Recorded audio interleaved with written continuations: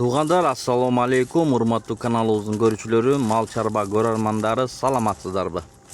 Экраныңыздарда турган ушул швец торпоктор сатылат. Ургачы баары жалпы саны 5 баш.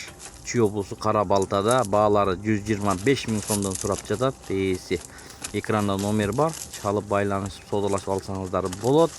10-11 айлык торпоктор экен, ургачы мондай болгон. Көрүңүздөр, 7 област доставкаларын уюштуруп берет 125 000 сомдон.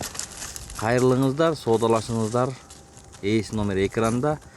20 август 2026 жыл.